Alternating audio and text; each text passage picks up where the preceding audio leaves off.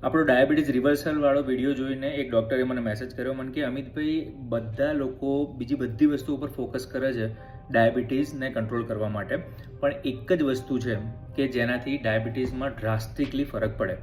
તો મેં કીધું કઈ વસ્તુ છે? તો કે 5થી 7% વજન જો કોઈ ઉતારી દે ને, ધારો કે કોઈ 100 કિલોનું હોય કે 93 કિલોથી 95 કિલોનું થઈ જાય ને, તો બી એના ડાયાબિટીસ કે ઇન્સ્યુલિન સેન્સિટિવિટી છે એમાં ડ્રાસ્ટિક કે ફરક પડી જાય, બ્લડ શુગર લેવલમાં બી ફરક પડી જાય.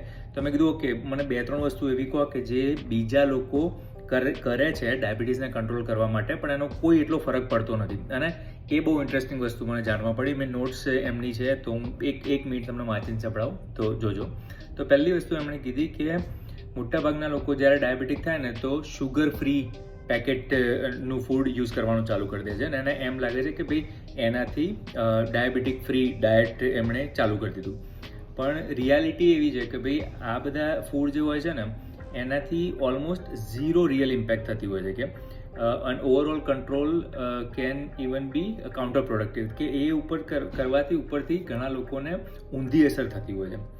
કેમ કે they frequently high in refined carbohydrate, કે ભાઈ એ જે લે છે શુગર ફ્રી કે શુગરની જગ્યાએ જે બીજી વસ્તુ લેતા હોય તો એ રિફાઇન્ડ કાર્બોહાઈડ્રેટ હોય, તો it's not good for a diabetic patient, right. પછી they may contain sugar alcohol. એક વસ્તુ બોલે કે સોર્બિટોલ અને મેલ્ટીટોલ, આપણા ડૉક્ટરની આપણે નહીં ખબર, પણ કે એના કારણે બી ઊંધી અસર થાય છે. અને ત્રીજી વસ્તુ છે કે the focus should be on eating whole unprocessed food. ખાલી ફૂડની અંદર જે સ્વીટ નાખે છે એ ખાલી શુગર ફ્રી કરવાથી એટલો બધો ફરક નથી પડતો. બીજી વસ્તુ એમણે એવું કીધી, અને આમાં નથી ખબર, કે ઘણા લોકો પાણીથી વોશ અવે કરવા જાય શુગરને. એમને એમ લાગે કે ભાઈ શુગર ખાઈશું આપણે, પણ પાણી વધારે પીશું એટલે એનાથી શુગર ડાયલ્યુટ થઈ જશે કે જતી રહેશે. તો એનું મિથ એ છે કે drinking a lot of water right after eating high sugar carb food will flush the glucose out of the blood. આ મિથ છે, બરાબર, કે ભાઈ નથી બહાર કાઢતું એ. રિયાલિટી એ છે કે પાણી, water is essential for health, but it can not directly or quickly lower your blood glucose level. એવું નથી કે ભાઈ બહુ બધું પાણી તમે પી લો તરત શુગર ખાધા પછી તો ગ્લુકોઝ લેવલ તમારું નોર્મલ થઈ જાય, એવું નથી થતું. તો દેટ્સ અનધર મિથ. અને એક આ ત્રીજી વસ્તુ કીધી કે ઘણા લોકો એમ સમજે છે કે ભાઈ મારે શુગર બંધ કરવાની છે ને ડાયાબિટીસના કારણે, તો હું બધી શુગર બંધ કરી નાખું, નેચરલ શુગર બી બંધ કરી નાખું. તો લોકો ફ્રૂટ ખાવાનું બી બંધ કરી દે છે, રાઈટ. અને મોટા ભાગના કેસમાં, અને વસ્તુ છે કે ભાઈ ફ્રૂટની અંદર શુગર આવે, પણ એમાં મિથ એ છે કે ભાઈ people with diabetes must completely avoid all fruit because it contains natural sugar or fructose. તો પણ રિયાલિટી એ છે કે ભાઈ this is a vast over simplification. બહુ સિમ્પ્લિફાય કરી નાખ્યું છે આ વસ્તુને, કારણ કે ફ્રૂટમાંથી ખાલી શુગર મળે જેવું નથી, એમાંથી તમને ન્યુટ્રિશન્સ મળે, તમને ફાઈબર મળે, રાઈટ. તો હવે ફ્રૂટમાંથી એ જે ફાઈબર મળે છે આપણું વેટ લોસ કરવા માટે કે ડાયટ આપણું બરોબર કન્ઝ્યુમ થતું હોય, પ્રોસેસ થતું હોય, એના માટે ફાઈબરની જરૂર પડતી હોય, રાઈટ. તો એકદમ સિમ્પ્લિફાય નહીં કરી દેવાનું કે ભાઈ બધા સ્વીટ બંધ કરી દીધા તો એની અંદર પછી આપણે વિટામિન ને મિનરલ જે મળતા હોય, ફાઈબર મળતું હોય, એ બધું બી આપણે આવવાનું ઓછું થઈ જાય. એના કરતાં તો જે રિયલ વિલન છે, રાઈટ, કે ભાઈ સોડા છે, કેન્ડી છે, પેસ્ટ્રી છે, એ બધી વસ્તુઓ, મીઠાઈઓ છે, એ બધી વસ્તુઓ બંધ કરો.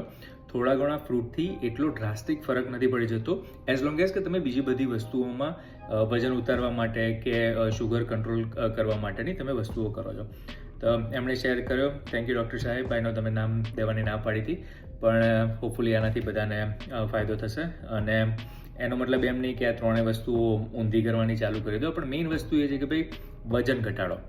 અને ઘણા લોકોનું અત્યારે જે વજન હોય છે 40s 50sમાં, એમ વિચારે છે કે ભાઈ પાછળથી ઘટાડીશું, કે પાછળથી ડાયાબિટીસ થશે ત્યારે ઘટાડીશું.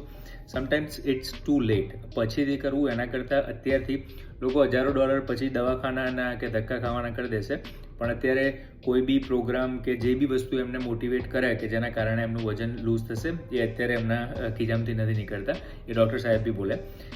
અને આમ શ્યોર ઘણા લોકો એવું બી કમેન્ટ કરશે કે એમને કમાવવું જોઈએ એટલે બોલે. ભાઈ પણ હું બી બોલું છું, અને હા ભલે કમાવવું જોઈએ એટલે બોલતા હશે, પણ જો વજન ઘટતું હોય અને હેલ્થ સારી રહેતી હોય તો પેલો $100 કમાઈ ગયો, $200 કમાઈ ગયો, એમાં તમને શું ફરક પડે છે? મેઇન તમને શું ફાયદો થયો એના ઉપર ફોકસ કરો ને. તો કોઈ બી પ્રોગ્રામ લો, પ્રોગ્રામ ના લો તો બી ચાલશે, જાતે ઘટાડો તો બી ઇટ્સ ઓકે, પણ સરખું ન્યુટ્રિશનનું નોલેજ લઈને, સરખું કોઈની જોડે ડિસ્કસ કરીને ટ્રાય કરો કે તમારી હેલ્થ કે તમારું વેઇટ લેવલ છે જે એટલું અત્યારે જે છે એટલું ના રહે, એ થોડું લિમિટમાં આવી જાય. ચાલો, ટેક કેર.